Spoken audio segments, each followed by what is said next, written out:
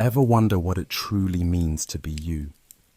Not your name, your job, or even the way others describe you, but the deep awareness that perceives the world and says, I am.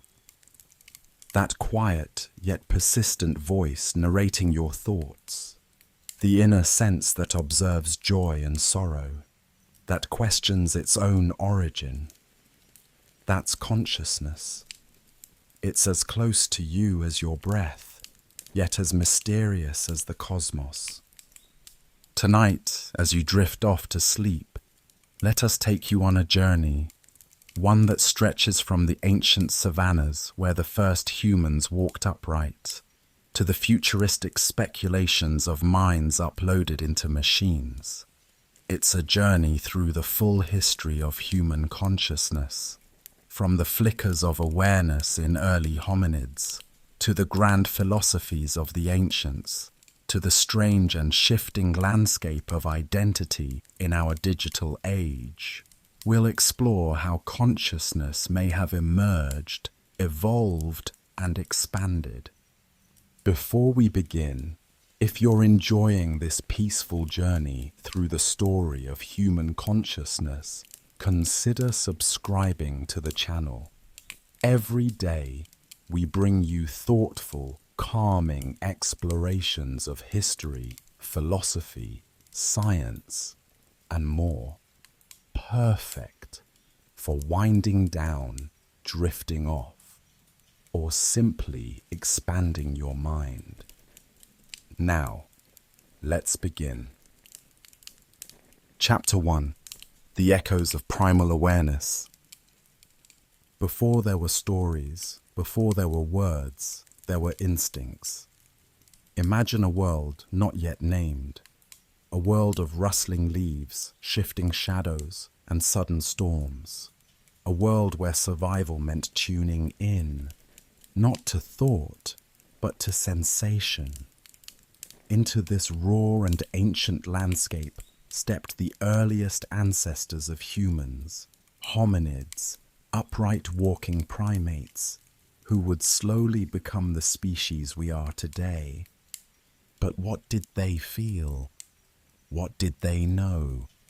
Though we'll never interview an Australopithecus or glimpse the mind of a Homo habilis, we can begin to infer their mental lives through archaeology, neuroscience, and evolutionary psychology.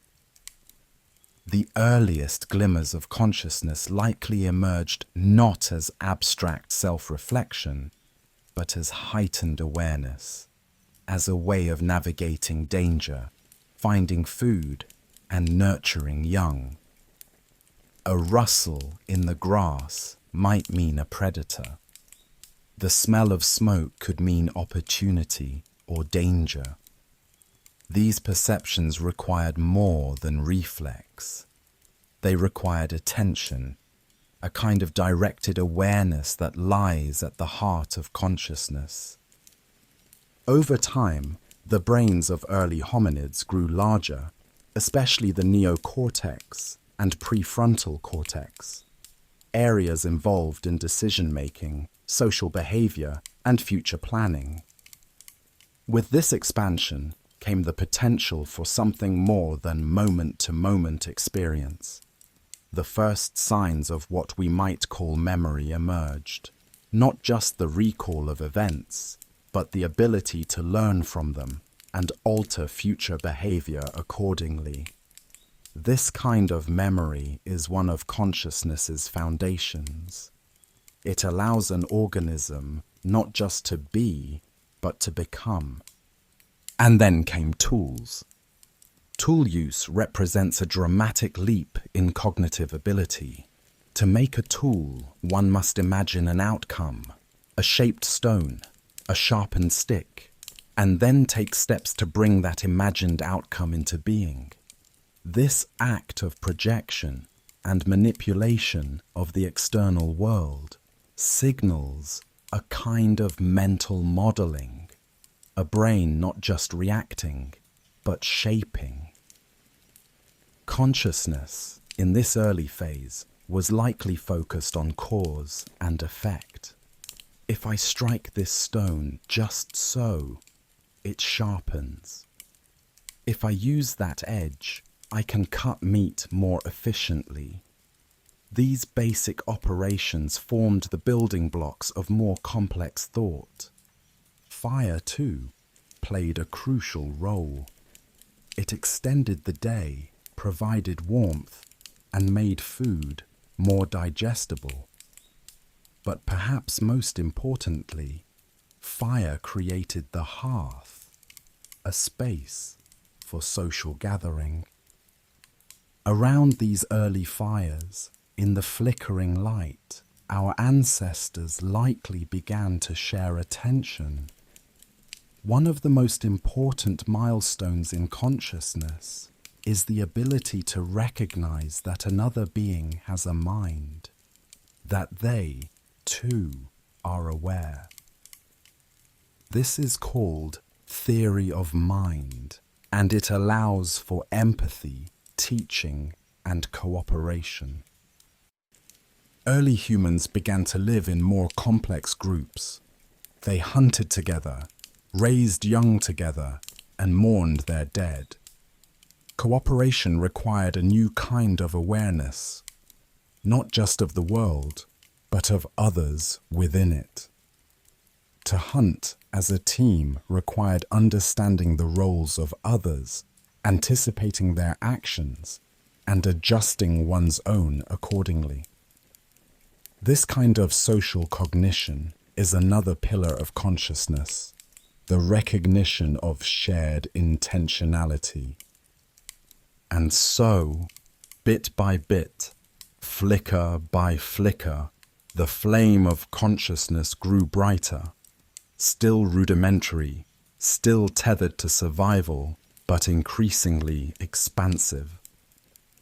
Homo erectus and later Homo heidelbergensis likely experienced not just fear or hunger, but possibly something like desire, grief, or anticipation. Burials, for instance, are among the first archaeological clues that suggest symbolic thought, that is, the awareness not just of life, but of death.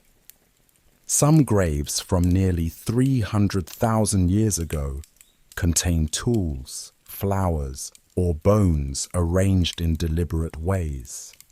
Were these rituals signs of mourning, or simply practical behaviors? We may never know for sure, but what they suggest is this. Early humans may have been pondering the invisible, the absent, the lost, the dead.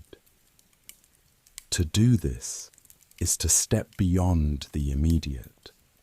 It is to dwell in memory and meaning.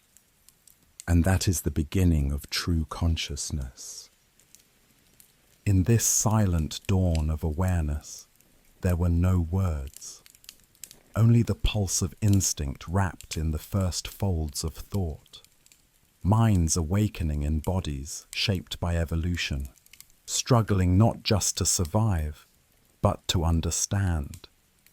This was the birthplace of the human mind, raw, trembling, and full of potential. As the millennia passed, the world changed. Ice ages came and went. Ecosystems shifted, and the hominid brain continued to grow. Our ancestors were no longer simply surviving. They were beginning to feel in more complex ways, and perhaps to know that they felt. Emotion is one of the oldest components of consciousness. Even reptiles display fear and aggression. Mammals show affection and grief. But in the evolving lineage that led to Homo sapiens, emotions were increasingly intertwined with memory, prediction, and social connection. This emotional richness helped form the bridge from instinct to introspection. Imagine a mother in a small hunter-gatherer group. She loses her child to illness. The moment is tragic. her body racked with pain and confusion. But beyond the raw grief, she remembers. And not only the loss. She remembers the child's laughter, their warmth, the hope of their future. She associates places with that child. A certain rock, a path, the sound of water. That's not just emotion. That's an early form of narrative memory. She can't yet tell the story in words, but she feels it. In modern neuroscience, we might call this episodic memory, the recollection of specific experiences anchored in time and place. Episodic memory is vital to consciousness. It allows a sense of continuity, a thread of identity across time. Without it, the self can't form. And that self, still vague, still fragile, was beginning to emerge. Let's pause and consider what it means to have a self. A self isn't a thing you can touch. It's not located in any one spot in the brain. It's an experience, a kind of integration. It's the combination of body awareness, emotional tone, memory, and perspective. It's the sense that I am here, that this body is mine, that these thoughts are mine, and that I was also here yesterday, and probably will be tomorrow. In early humans, this sense of self would have emerged slowly. One experiment that provides a clue is the mirror test. Modern great apes, chimpanzees, bonobos, orangutans can sometimes pass this test. If you place a dot of paint on their forehead and let them look into a mirror, they'll touch the dot on themselves, indicating they recognize the reflection as them. This suggests a rudimentary form of self-awareness. It's likely that our ancestors, somewhere along the line, began to develop this recognition too. But more importantly, they extended it into time. They didn't just recognize this moment. They could remember the past and maybe imagine the future. This is temporal consciousness. The ability to mentally time travel, to think, I was there, or I will be there. That's profound. That is the soil from which dreams, plans, and stories grow. Alongside this self came a growing awareness of others. Humans are deeply social. To navigate a social world, one must track not only who is doing what, but why. This involves a mental skill called theory of mind, the ability to imagine what others are thinking or feeling, to realize that someone else has beliefs and desires, and that those beliefs might be different from your own. Theory of mind is central to human consciousness. It's what allows us to teach, deceive, cooperate, and comfort. Even today, much of our inner thought is social. We imagine conversations, replay arguments, or anticipate how others might react to our choices. This mental simulation of others' minds is ancient, and it likely emerged in those early communities where survival depended on knowing who to trust, who to follow, and who to avoid. This growing complexity wasn't just internal. It began to show up in the world our ancestors left behind. Around 500,000 years ago, we find the first indications of deliberate construction, shaped stones, organized campsites, and even primitive shelters. These weren't just survival tools. They were externalized thoughts, ideas made tangible. The world itself was becoming a canvas for the mind. Then came something even more remarkable: art. The oldest known cave paintings date back at least 45,000 years, possibly more, found in places like Chauvet in France and Sulawesi in Indonesia. These works depict animals, human figures, and abstract symbols.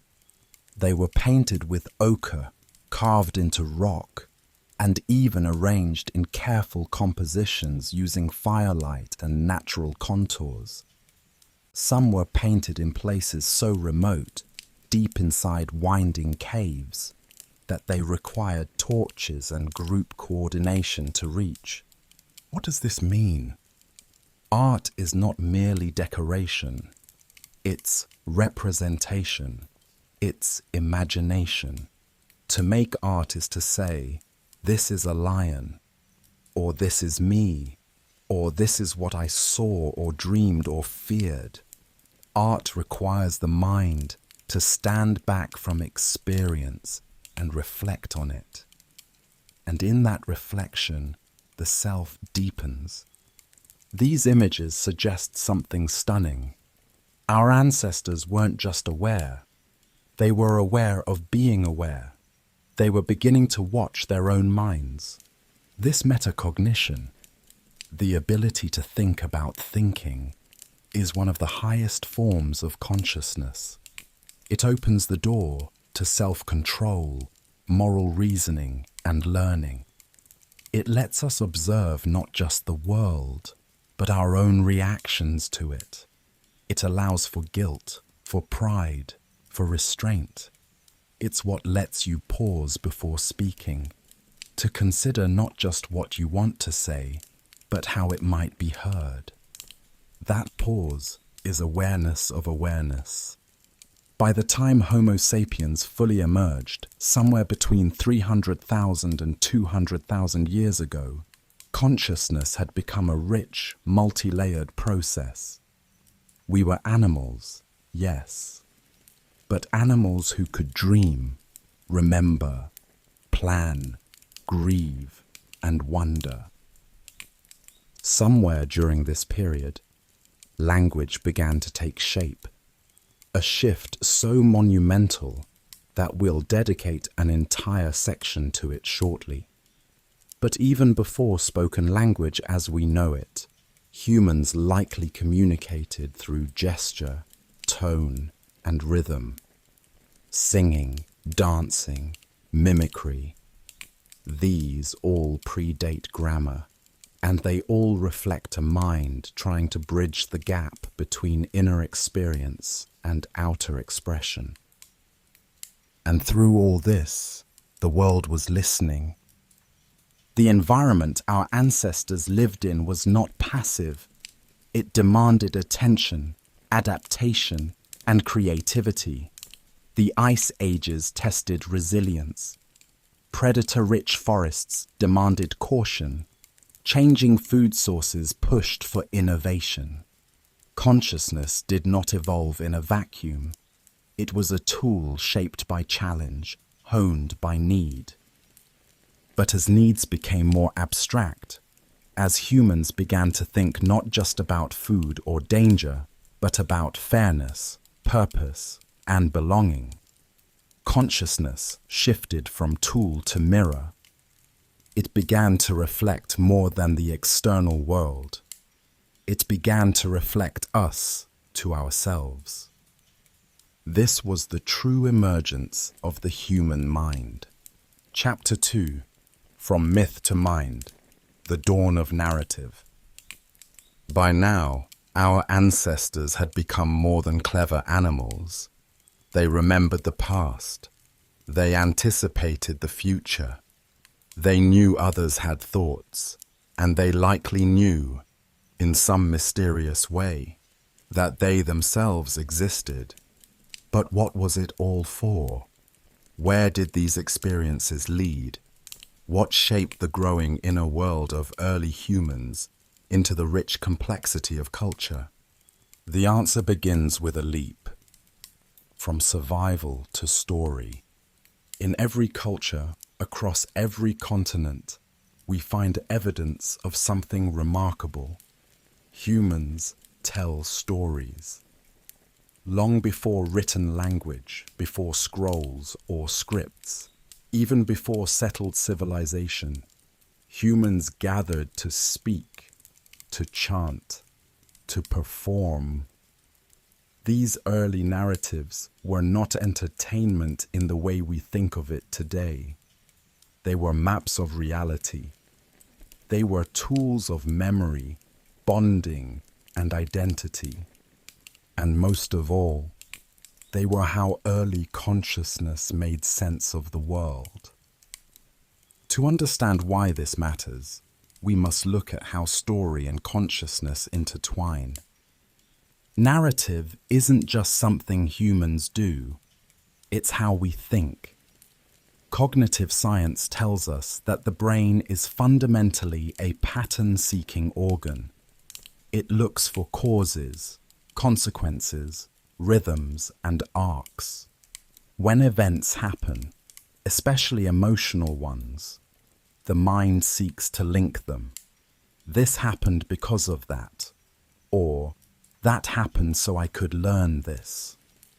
In this way, storytelling is the natural output of a conscious mind trying to understand itself. Take myth, for example. Early myths explain the origin of the sun, the seasons, the stars. They often describe gods or spirits battling, creating, or falling in love. These myths may not be true in a scientific sense, but they carried emotional and symbolic truths. They explained why the world was the way it was. They provided comfort, identity, and moral guidance. And crucially, they required imagination.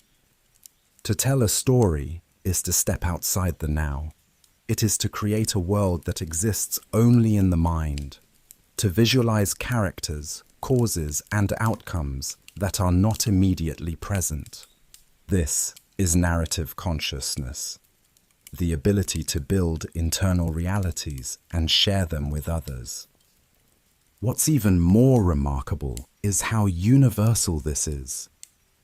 Across the globe, from the Aboriginal Dreamtime tales in Australia to the creation stories of the Navajo, from African trickster myths to Norse legends, certain themes repeat. There is always a beginning, a moment of creation or emergence. There is often a hero, a journey, a fall, a transformation. These shared structures, known as archetypes, reflect something deep in the human psyche. They may be the shape of consciousness itself, mirrored back in the stories we tell. And we told those stories not just in words, but in images. Cave art, which we discussed earlier, began to shift in function. It wasn't just depiction anymore. It was symbol. Figures began to carry layered meanings.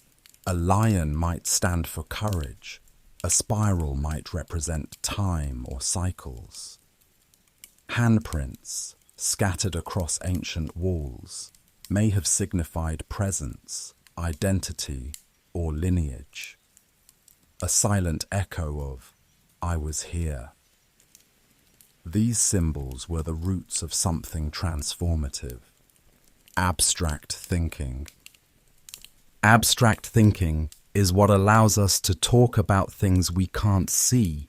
Justice, time, fear, hope. It's what allows for metaphor, belief, and ritual. And as symbols became more complex, so too did the mental worlds they mirrored. Enter ritual.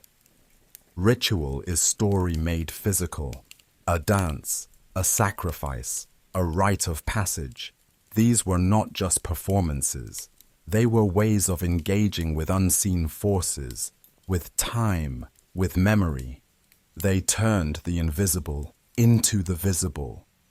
And in doing so, they reinforced the most human of illusions. That life has order, that existence has purpose, that we are part of something larger than ourselves. Many early rituals centered around death. Why? Because death posed a unique challenge to consciousness. The body stops. But where does the self go? Is it gone? Changed? Waiting? This uncertainty sparked one of humanity's deepest impulses: to believe in something beyond the visible. Burial sites with grave goods, tools, beads, flowers, suggest that early humans believed in some form of afterlife. Whether that belief was literal or symbolic, it reveals a key shift.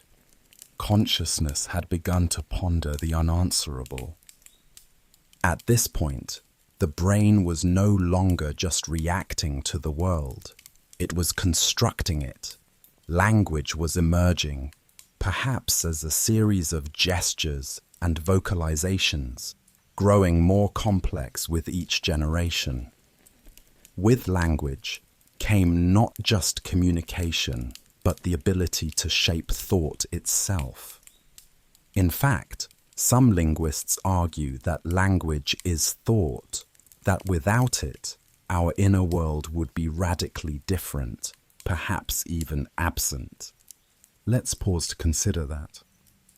Language allows us to label, to categorize, to compare. It lets us talk about the past and the future, the possible and the impossible. It lets us reflect on what we believe and question those beliefs. And crucially, it lets us share consciousness. When I speak and you understand, a part of my mind becomes visible to yours. That's extraordinary. It means consciousness is not just an individual phenomenon. It is relational. It is social. Through language, rituals became ceremonies. Myths became oral epics. Roles were assigned: the shaman, the storyteller, the elder. People whose function was to guide the tribe, not just through the wilderness, but through meaning. And in every society, those stories evolved to include morals, ideas about good and evil, justice and injustice, duty and destiny. These moral stories weren't arbitrary. They were tools for shaping behavior. Consciousness, after all, doesn't exist in a vacuum.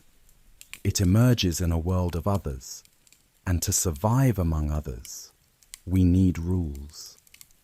Stories became a way to teach those rules, not by force, but by resonance. A tale of a generous hero or a selfish villain carried emotional weight. We remember stories more than commands, and in that memory, we find models for ourselves. So here we were, a species that could not only think, but think about thinking, that could imagine, symbolize, remember, and plan. A species that looked at the stars and didn't just see lights. It saw patterns, gods, stories.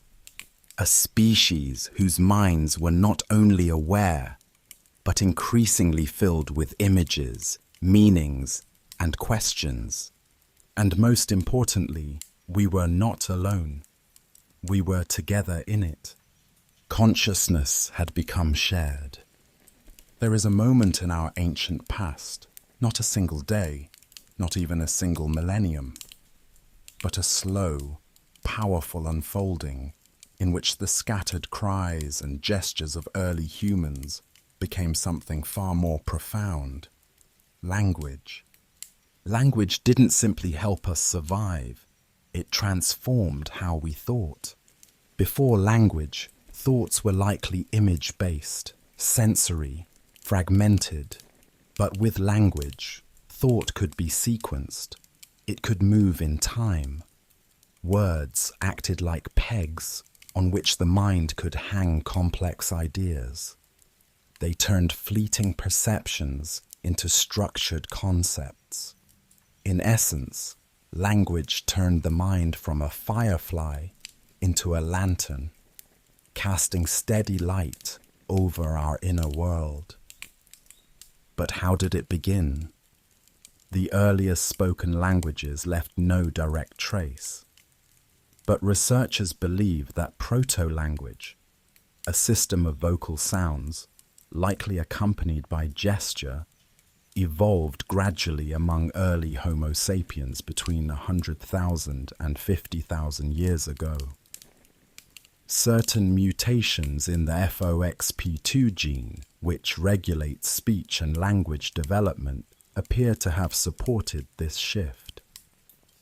The anatomical changes in the larynx and brain also allowed for a wider range of sounds, paving the way for structured speech. Imagine two early humans on a hunt. One points and makes a specific grunt, perhaps indicating danger or a certain type of prey. Over time, if that sound is consistently used and understood, it becomes a word. Multiply this across thousands of situations and generations, and soon you have grammar. Rules about how sounds combine to convey relationships, time, cause, and possibility. Language enabled us to do something stunning. We could communicate not only about what is, but about what isn't, what could be, what might be, what should be. This abstract power radically expanded the territory of consciousness. Through language, we began to share dreams, to warn of dangers never seen, to pass down knowledge not through observation, but through story. The oral traditions of early societies preserved histories, cosmologies, genealogies, and laws, all without writing. These living libraries weren't passive archives. They were active agents of culture, shaping identity, morality, and belonging. It's no coincidence that many early gods are gods of speech, wind, or breath. In Egyptian mythology, the god Ptah speaks the world into being. In the Hebrew Bible, God says, "Let there be light." In Hinduism, the primordial sound Om is the vibration from which all arises. This reverence for speech reflects something ancient, the intuition that words carry creative power, the power to shape reality. And this wasn't just metaphorical. Words literally shaped how people saw the world. The Sapir-Whorf hypothesis, a controversial but enduring theory in linguistics, suggests that language influences thought, that the categories available in a language shape how its speakers perceive and interpret reality. For instance, some languages have no word for blue and describe the sky as a shade of green or grey. Others divide up space not by left and right, but by cardinal directions. This means that speakers must be constantly aware of the compass points. Their very orientation in the world is shaped by language. Language also created the possibility of collective memory. No longer was memory stored solely in individual brains. It was distributed across generations, encoded in stories, rituals, and songs. Memory became a communal resource. This allowed human societies to grow in complexity without losing coherence. It allowed them to transmit knowledge across vast stretches of time. And with this memory came something equally powerful: belief. Belief is not the same as knowledge. Belief allows for things that cannot be seen, touched, or proven. It allows for gods, for karma, for fate. It allows for nations, laws, money, all abstract systems that exist only because enough people agree that they do. Yuval Noah Harari, in his book *Sapiens*, argues that the power of belief, of shared fictions, is what allowed Homo sapiens to outcompete other hominid species. Neanderthals may have been strong, other species may have been intelligent, but only we develop the ability to organize around ideas that exist only in the mind. And what supports belief? Story.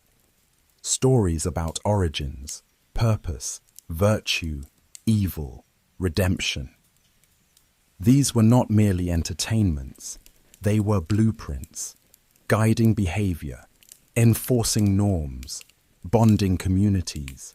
And the most enduring stories were the ones that linked the inner world to the outer one, that made sense of the chaos of life by rooting it in a cosmic narrative. This period, sometimes called the cognitive revolution, saw the birth of symbolic culture, religion, mythology, ancestor worship. People began to carve statues, erect monuments, mark the solstices. These weren't random acts. They were efforts to connect the visible with the invisible, to anchor consciousness in the world. And through it all, language became more than a tool. It became the mirror in which consciousness saw itself. With language, humans could ask, "Who am I? Why am I here? What happens when I die?" These questions, so simple, so unanswerable, are among the deepest expressions of consciousness. They show that the mind had become aware not only of itself, but of its limits. In asking them, we became philosophical beings. Chapter 3: The Great Awakening, Philosophy, Science, and Self-Reflection. The ancient world was alive with myth, ritual, and symbol. Humans had developed language, shared beliefs, and cultures rich with meaning. But somewhere along the way, a quiet shift began. Not in the world, but in the mind. People began to ask not just what the world was, or who made it, but how it could be known. They began to study themselves, not just as beings within creation, but as observers of it. This was the dawn of philosophy, and with it, a dramatic expansion of human consciousness. In different corners of the ancient world, seemingly unconnected, great traditions of thought were born. In Greece, India, and China, around the 6th century BCE, thinkers emerged who dared to turn their minds inward. These were the first explorers of consciousness not through myth, but through inquiry. In ancient India, the Upanishads asked, "Who am I, and what is the self?" These spiritual texts, forming the philosophical core of Hinduism, taught that beneath the surface of identity, beneath name, caste, body, even thought, there was something deeper. The Atman. The Atman was not the personality. It was the eternal self, the witness behind all experience. And remarkably, the Upanishads claimed that this self was not separate from the universe, but identical with it. Atman is Brahman, they said. The inner self is one with the ultimate reality. This idea that consciousness is not an isolated flicker in the dark, but a spark of something infinite, would go on to influence millennia of Indian thought. It is a vision of consciousness as not just awareness, but being itself, In neighboring traditions such as Buddhism, consciousness was seen differently. The Buddha taught that what we call the self is not a permanent essence, but a process, a collection of changing sensations, perceptions, and thoughts. This stream of consciousness, known as vijnana, was seen as impermanent and without core. To observe it without attachment was the path to enlightenment. Here, consciousness was something to be witnessed, not possessed. The practice of meditation, of turning attention inward and stilling the mind, became central. It trained people not only to watch their thoughts, but to recognize that they were not their thoughts. This is one of the most profound recognitions of self-awareness, that the mind can observe itself observing. Half a world away, in China, Confucius and Laozi were shaping very different visions of mind and society. For Confucius, consciousness was ethical. It was expressed in harmony with others, in the cultivation of virtue and respect. For Laozi, the Tao, the way, was the flow of life itself, best approached not through reasoning, but through attunement.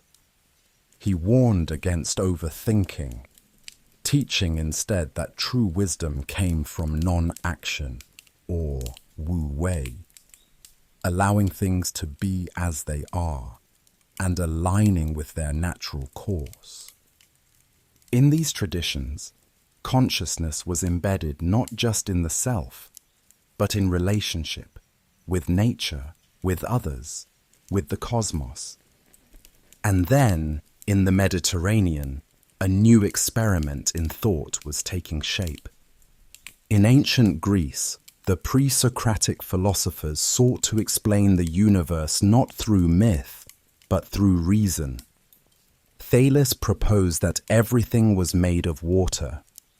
Heraclitus said that everything was change, that one could never step in the same river twice. Pythagoras saw number and harmony as the structure of reality. These may seem primitive by today's standards, but they marked a turning point, the birth of Logos, the idea that the world could be understood through rational principles. Socrates, of course, changed everything. Rather than lecture, he questioned. He asked people what they believed, and then asked why. He led them to contradictions, not to shame them, but to awaken them. His method, the Socratic method, remains one of the most powerful tools of reflective thought. For Socrates, the unexamined life was not worth living. That meant that consciousness, if it was to be fully human, had to examine itself. Plato, his student, expanded this idea further. He taught that the world we see is not the ultimate reality, that it's a shadow of a deeper world of forms, perfect, eternal archetypes that exist beyond time. The mind, according to Plato, had access to these forms through reason and contemplation. Thus, consciousness wasn't just a byproduct of the body, it was a bridge to the divine. Aristotle, in turn, grounded this vision in observation. He studied the senses, the emotions, the logic of the mind. He called the soul the form of the body, not a ghost trapped in flesh, but the organizing principle of a living being. He saw thinking as the highest activity and contemplation as the purest expression of the self. In all these traditions, East and West, a great shift had occurred. Humans were no longer simply living in the world. They were reflecting on it. They were turning their gaze inward. They were asking, what is the mind? What is real? How do I know what I know? This is the awakening of philosophy. And it's one of the most dramatic expansions in the history of consciousness. As philosophy laid the groundwork for deep inner inquiry, another revolution was brewing, one rooted not in contemplation, but in observation. The scientific revolution, which unfolded across Europe between the 16th and 18th centuries, would radically alter how humans viewed themselves and their minds. At the heart of science lies a simple idea that the universe operates according to laws, and those laws can be discovered, tested, and understood. But this shift was not merely about planets and pendulums, it was a shift in consciousness. It changed what we thought was knowable, and even what it meant to know. Figures like Copernicus, Galileo, Kepler, and Newton dismantled the ancient geocentric view of the cosmos, a view that placed humans at the center of creation. Instead, Earth became just another planet, orbiting a star in a vast and indifferent universe. This was humbling, even unsettling, but it was also empowering. If nature operated by laws, then humans, through reason and inquiry, could understand it. Consciousness was no longer a passive witness to divine mysteries. It became an active participant in decoding the world. Galileo, for instance, used the telescope to see moons orbiting Jupiter, direct evidence that not everything revolved around Earth. Newton unified the motion of falling apples and orbiting planets under the same law, gravity. The heavens and the earth were made of the same stuff, governed by the same principles. This new vision transformed not only our understanding of nature, but of ourselves. The brain began to be studied not as a mystical organ, but as a machine, a system of matter, function, and cause. Philosophers like René Descartes famously declared, "Cogito, ergo sum." I think, therefore I am. This phrase, deceptively simple, encapsulated a radical idea that self-awareness is the foundation of existence. Descartes doubted everything, the senses, the world, even his own body, but he couldn't doubt that he was thinking. That, he argued, proved the existence of the self. This was the rise of individual consciousness, the idea that the self is not just a node in a web of stories or rituals, but a distinct reasoning agent. From here, modern notions of identity, autonomy, and human rights would eventually emerge. The Enlightenment carried these ideas forward. Thinkers like John Locke, Immanuel Kant, David Hume, and Jean-Jacques Rousseau asked, "What is knowledge? What is freedom? What is the nature of the mind?" Locke argued that the mind begins as a blank slate, tabula rasa, shaped by experience. Hume doubted the self altogether, calling it a bundle of perceptions with no permanent core. Kant, in a brilliant synthesis, claimed that while our knowledge begins with experience, it is structured by the mind itself, that space, time, and causality are not out there, but ways the mind organizes the chaos of sensation. These debates weren't just academic, they reshaped society.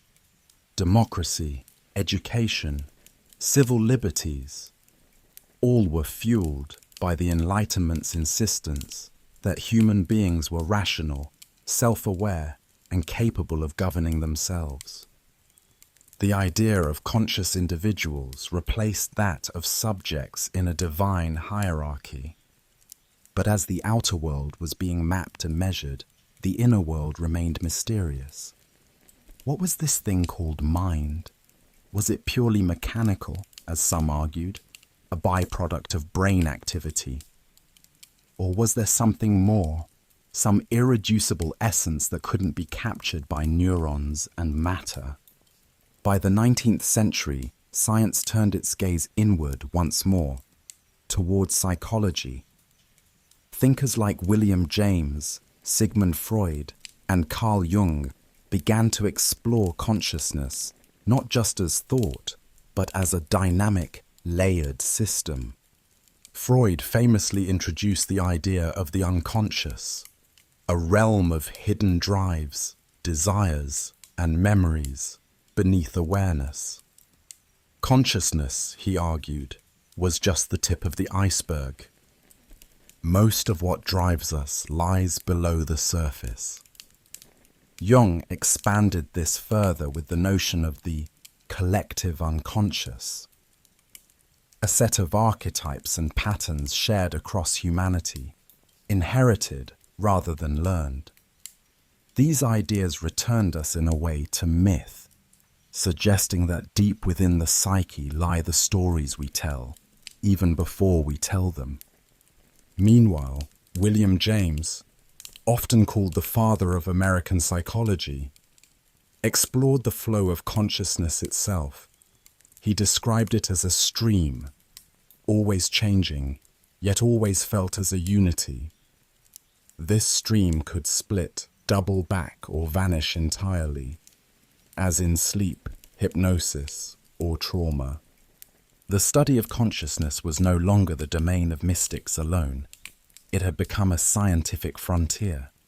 And yet, even as we dissected the mind, mapped its functions, and probed its dreams, one mystery endured. Why is there an inner world at all? Why do neurons firing produce the redness of a sunset, the pang of longing, or the taste of a memory? This is the hard problem of consciousness, the puzzle that haunts neuroscience and philosophy alike. The Enlightenment gave us methods to observe, measure, and test, but it also revealed the limits of those methods.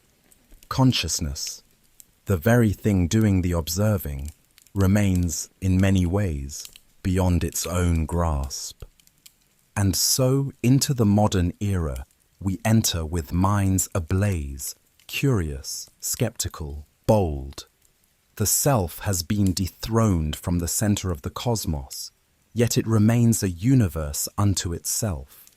The question is no longer simply, what is consciousness, but also, what can it become? Chapter 4. The Modern Maze. Consciousness in the Information Age. By the 20th century, humanity had unlocked the atom, explored the depths of the ocean, and begun to touch the stars.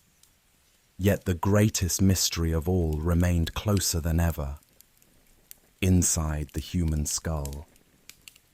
The scientific revolution had given birth to a new discipline, neuroscience, the study of the brain and its workings.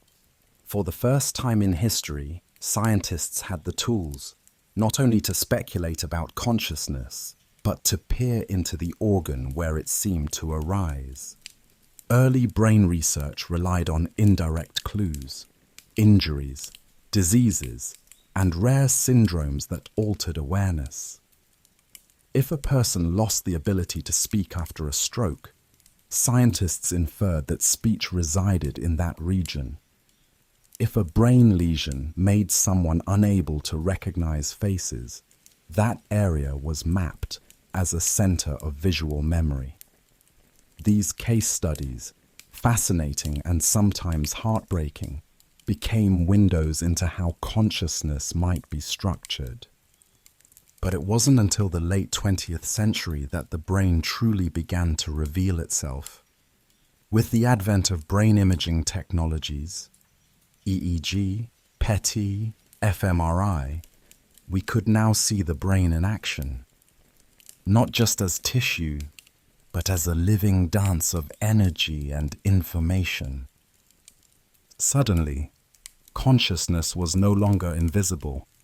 An fMRI scan could show which parts of the brain lit up when a person remembered a song, felt a pang of guilt, or imagined the future. Researchers could watch the brain light up milliseconds before a person made a decision, raising philosophical questions about free will.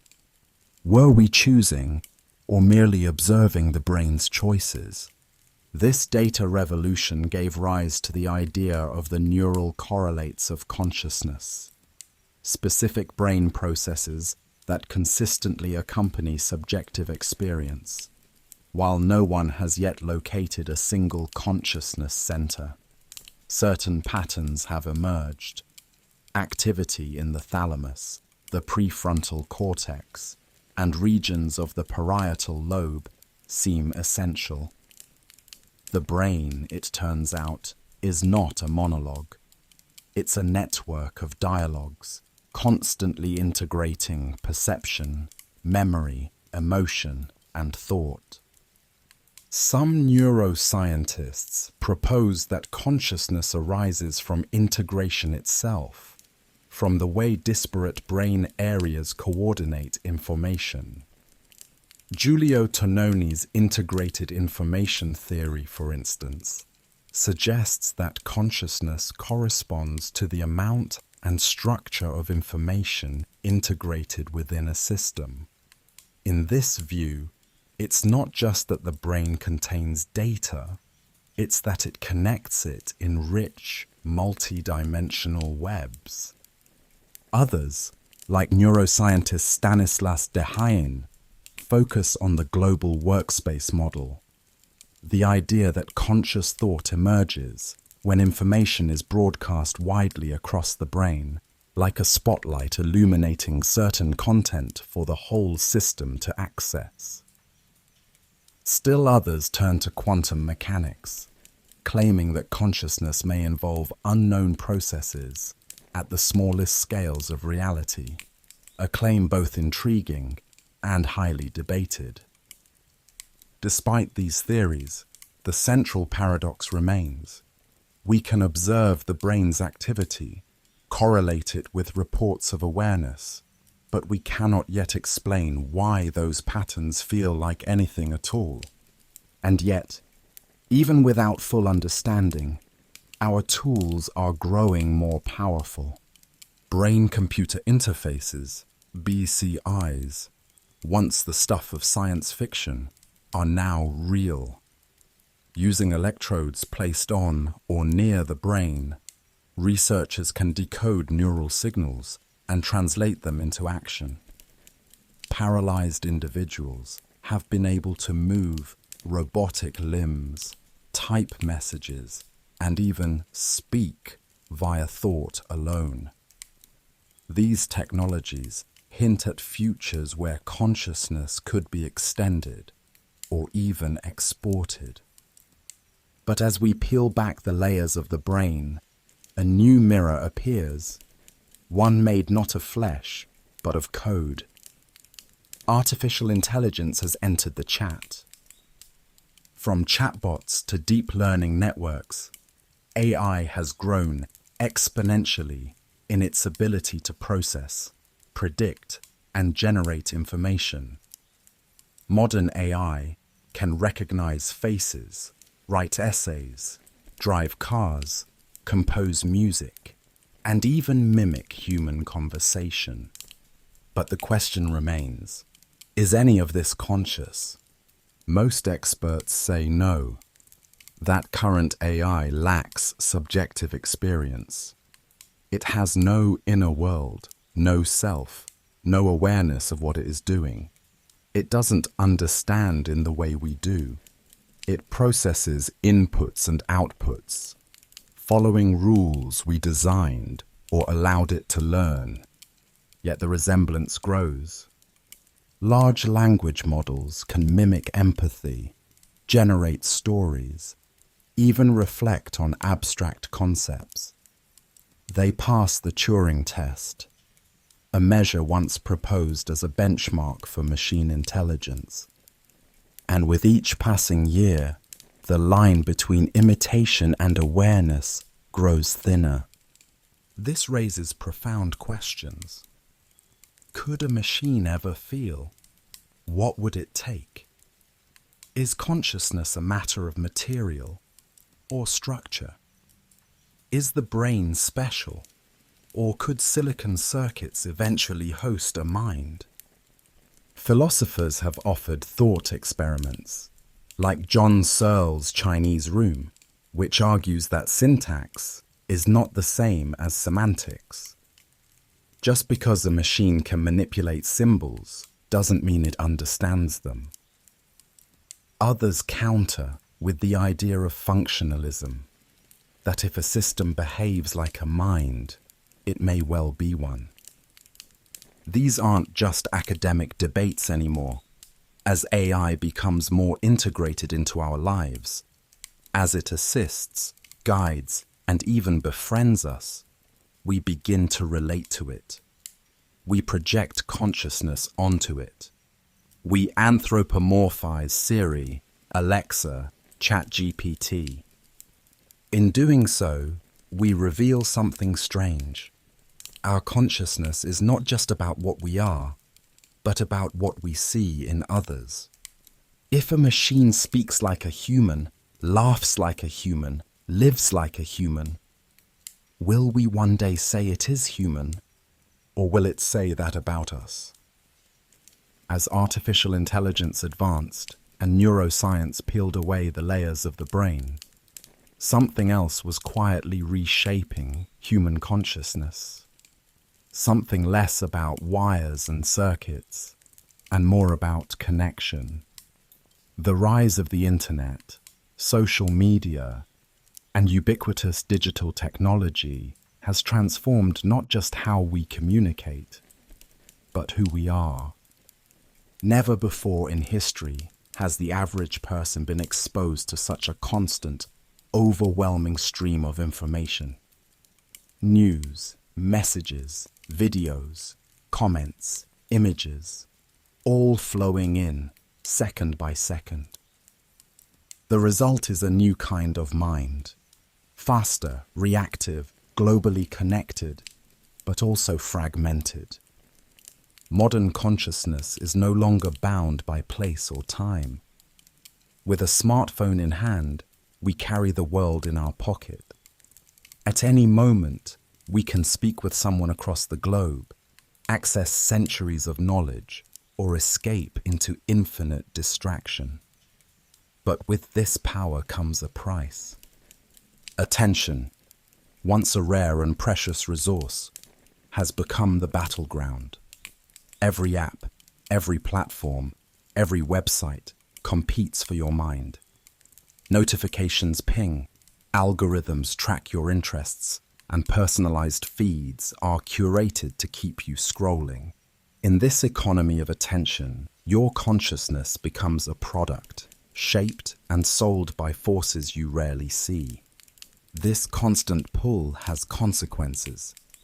Studies show that the average person's attention span is shrinking. Multitasking, once praised, has been revealed as mostly inefficient, and the rise in anxiety, depression, and identity confusion, particularly among the young, has sparked concerns that our digital environment may be harming the very fabric of the self. But what is the self in the digital age? Once, identity was relatively stable. You were who you were, shaped by family, culture, location. But now, identity is fluid, performative, curated. You can reinvent yourself with a username. You can present a version of yourself on Instagram, another on LinkedIn, another in a gaming forum. You can become an influencer, a meme maker, a thought leader, or a ghost, watching but never speaking. This fragmentation of identity isn't entirely new. After all, humans have always played roles: parent, friend, worker, lover. But in the digital age, these roles multiply and accelerate. The boundaries blur, and more importantly, the audience is always watching. Consciousness, once private, is now increasingly public. Every post is a projection of the self. Every comment is a thread in your narrative.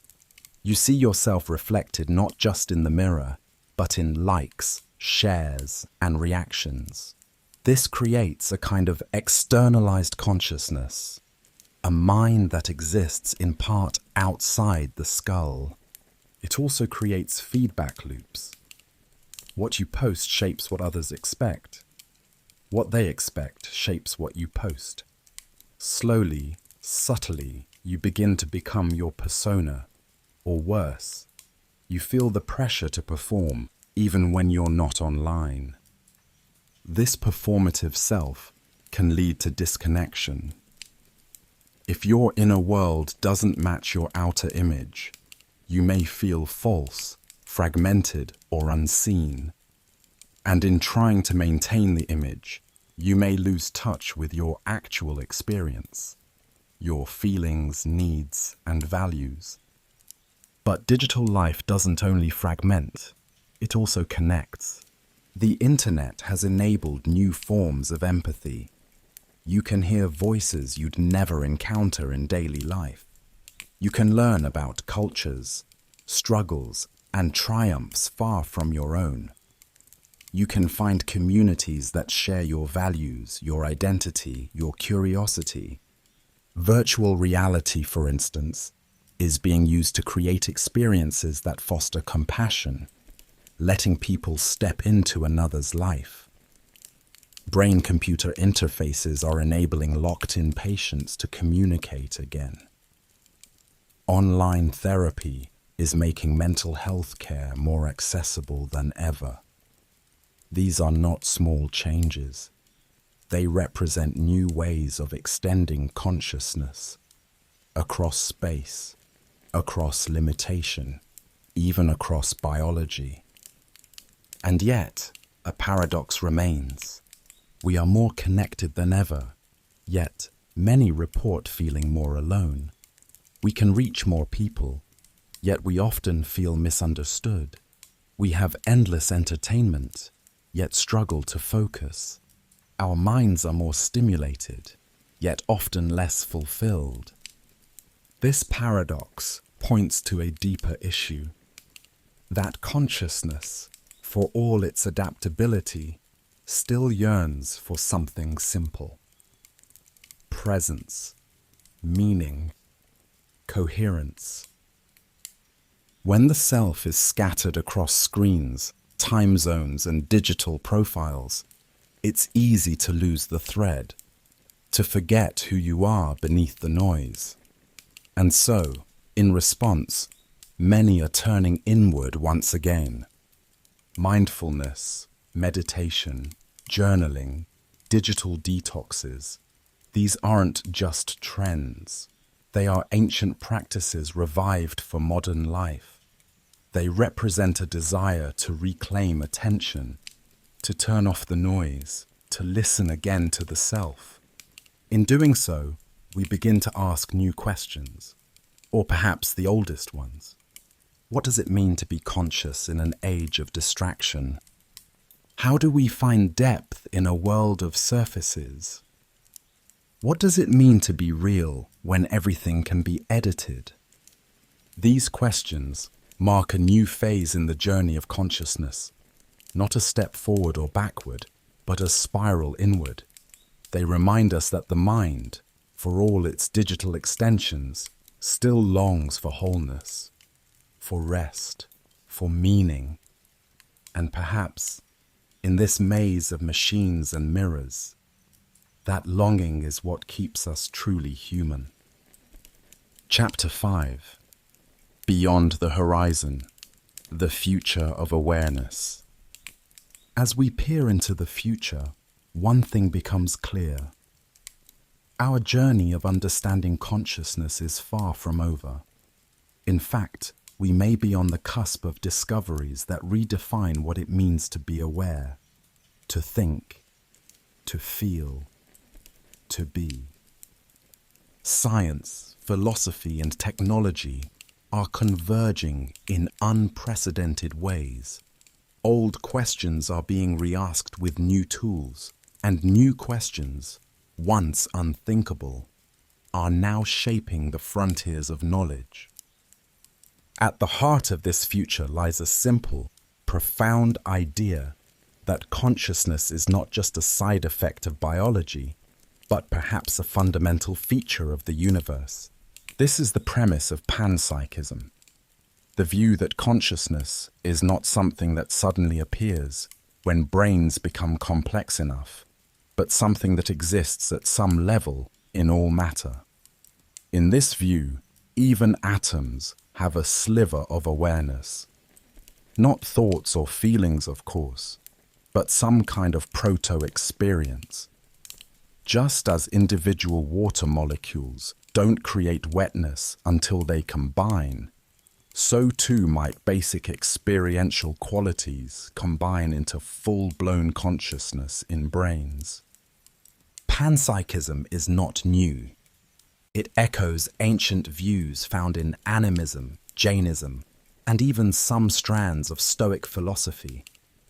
But modern versions are being taken seriously by scientists and philosophers alike, as they offer a potential solution to the hard problem: how subjective experience arises from objective matter. Closely related is integrated information theory, IIT, developed by neuroscientist Giulio Tononi. According to IIT, consciousness corresponds to the degree of integration in a system, how much it processes information as a whole rather than as separate parts. The more integrated the system, the more consciousness it possesses. This means that consciousness might exist on a spectrum, and not just in humans, but in animals, computers, perhaps even in the structure of space-time itself. These are radical ideas, and yet they are being explored with rigor. At the same time, brain-computer interfaces, BCIs, are advancing. Elon Musk's Neuralink project, for example, aims to develop implantable chips that allow direct communication between the brain and external devices. The short-term goals are medical, to help people with paralysis, blindness, or neurological conditions. But the long-term vision is more ambitious, to merge human and machine consciousness. This raises exhilarating and terrifying possibilities. Could we one day upload our minds, preserve memories, personalities, perhaps even our sense of self in digital form? Could consciousness be transferred? And if so, what would that mean for identity, mortality, and meaning? The idea of mind uploading is often dismissed as science fiction, and it remains speculative. The brain is enormously complex, and no current technology can capture its full structure and dynamics. But the mere fact that the question is thinkable shows how far we've come. Equally provocative is the concept of synthetic consciousness, building minds from scratch, not by replicating the human brain, but by creating entirely new architectures. AI researchers are exploring this, not with the goal of creating another human, but of birthing something novel, an alien intelligence shaped by different rules, different logics. What would such a mind be like? Would it have emotions, imagination, a sense of self? Would it suffer? These are not just technical questions. They are ethical ones. As our creations grow more sophisticated, we are forced to ask, if a machine says it is conscious, how would we know? And if it is conscious, what responsibilities do we have? This is the dawning of what some call the age of conscious machines, a time when we may share the world not just with other species, but with other minds, born not of nature, but of design. And this brings us back to ourselves. As we imagine new forms of awareness, we are also reshaping our own. Psychedelic science, once taboo, is returning to the mainstream. Substances like psilocybin, LSD, and DMT are being studied for their effects on depression, anxiety, trauma, and consciousness itself. These substances often produce experiences that challenge the boundaries of self and reality. Users report feelings of unity, timelessness, ego dissolution, and encounters with seemingly autonomous entities. Are these hallucinations, neural fireworks, or glimpses into dimensions of mind we have yet to understand? Some scientists, like Robin Carhart-Harris, suggest that psychedelics temporarily disrupt the brain's default mode network, a system linked to self-referential thinking. When this network quiets, the boundaries of self loosen. The result? A temporary window into a more expansive, less filtered awareness. These altered states, whether through meditation, dreams, or psychedelics, remind us that consciousness is not fixed. It is plastic, pliable, ever-changing. And that may be the most important lesson of all, that awareness is not a static thing, but a journey, a frontier, not a destination. As we stand on the edge of this frontier, we must ask not only what consciousness is, but what it could be, what forms it might take, what futures it might lead us into. Because in the end, consciousness is not just what we have, it is who we are. And the story of consciousness is the story of becoming. As we close this journey through the history of consciousness, from primal awareness to artificial minds, from myth to neuroscience, one truth remains unshaken. Consciousness is, at its core, a mystery. For all our theories, scans, and simulations, we still cannot see consciousness directly. We cannot bottle it, weigh it, or detect it in the way we detect electricity or gravity. It is always inferred, always glimpsed through behavior, expression, or self-report. This is not a flaw in our tools. It is the nature of the thing itself. Consciousness is first person. It is subjectivity, and subjectivity is not an object. It is the space in which objects appear. When you see a sunset, you can describe the light waves, the retinal signals, the brain activity, but none of that explains the redness, the actual felt experience of color. That experience is not in the sunset. It is not in the brain. It is in you. Philosopher Thomas Nagel famously asked, "What is it like to be a bat?" His point was not to praise bats, but to highlight the gap between objective knowledge and subjective experience. No matter how much we know about a bat's echolocation, we cannot know what it feels like to be a bat, unless we are one. This insight cuts to the heart of the mystery. Science can map the correlates of consciousness, the conditions under which it arises. But it cannot yet explain the cause of consciousness, nor can it explain why this particular pattern of atoms, the human brain, gives rise to love, grief, curiosity, and awe. And perhaps it never will. Some thinkers suggest that consciousness is not a problem to be solved, but a reality to be lived. That its mystery is not a failure, but a feature. A reminder that life is not just data, but depth. And in that depth lies wonder. Consider this. Consciousness allows us to imagine worlds that don't exist, to remember childhood, dream of tomorrow, regret, hope, mourn, laugh. It allows us to fall in love, to care for others, to sacrifice for strangers.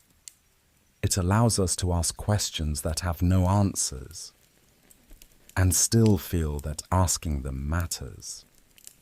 Consciousness is not just perception, it is perspective. It is what lets you look at the night sky and feel both tiny and infinite. It is what lets you read a book and become someone else. It is what lets you wonder what consciousness is. This loop, this self-reflecting, storytelling, meaning-making mind, is not just a fluke of evolution. It is a flame passed down through time. From the first spark of awareness in a distant ancestor, to the firelight stories of early tribes, to the scrolls of philosophers, to the algorithms of AI, that flame burns on. And you, listening now, are its latest guardian. You are not merely a brain. You are not merely a product of culture, biology, or history. You are consciousness itself, aware, unfolding, becoming. Your thoughts tonight may drift into dreams. Your sense of self may dissolve into sleep. But the mystery of awareness remains, patient, curious, alive. So as you rest, let this thought stay with you, that you are part of something ancient and ongoing, that the story of consciousness is the story of you, and that even in silence, the mind hums with wonder. Good night.